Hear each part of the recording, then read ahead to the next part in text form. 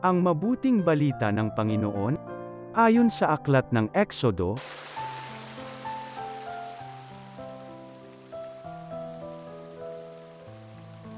noong mga araw na iyon, sinabi ng Panginoon kay Moises, "Bakit mo ako tinatawag? Palakarin mo ang mga Israelita. Itapat mo sa ibabaw ng dagat ang iyong tungkod, mahahati ang tubig at matutuyo ang lalakaran ninyo. Lalo kung pagmamatigasin ang mga Ehipsyo at pasusundan ko kayo sa kanila, ngunit doon sila lilipulin. Ang mga Ehipsyo, ang mga kawal ng Faraon, pati ang kanilang mga karwahe. Ipakikita ko sa kanila ang aking kapangyarihan. Sa gayon, malalaman ng mga Ehipsyong yan na ako ang Panginoon."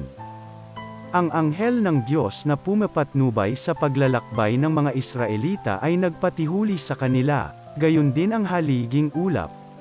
Ang ulap ay lumagay sa pagitan ng mga Israelita at ng mga Ehipsyo at lumatag ang kadiliman. Dumating ang gabi at ang mga Ehipsyo ay di makalapit sa mga Israelita. Itinapati ni Moises ang kanyang tungkod sa ibabaw ng dagat. Magdamag na pinaihip ng Panginoon ang isang malakas na hangin mula sa silangan at nahati ang tubig. Ang mga Israelita ay bumagtas sa dagat na ang Nil Akaraoy tuyong lupa, sa pagitan ng anemoy pader na tubig. Hinabol sila ng mga Ehipsyo, ng mga kawal, karwahe at kabayuhan ng Faraon. Nang magbubukang liwayway na, ang mga Ehipsyo'y ginulo ng Panginoon mula sa haliging apoy at ulap. Nalubog ang gulong ng mga karwahe at hindi na sila makatugis ng matulin. Kaya sinabi nila, "Umalis na tayo rito sapagkat ang Panginoon na ang kalaban natin." Sinabi ng Panginoon kay Moises, "Itapat mo ang iyong tungkod sa ibabaw ng dagat at tatabunan ng tubig ang mga Ehipsyo pati ang kanilang karwahe." Ganoon nga ang ginawa ni Moises, at pagbubukang liwayway, nanimbalik sa dati ang dagat.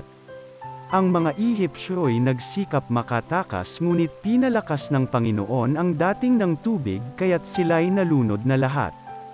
Nang manauli ang dagat, natabunan ang mga karwahe't kabayo ng Faraon, pati ng kanyang mga kawal at walang natira isa man. Ngunit ang mga Israelita'y nakatawid sa dagat, natuyo ang dinaanan, sa pagitan ng anemoy pader na tubig.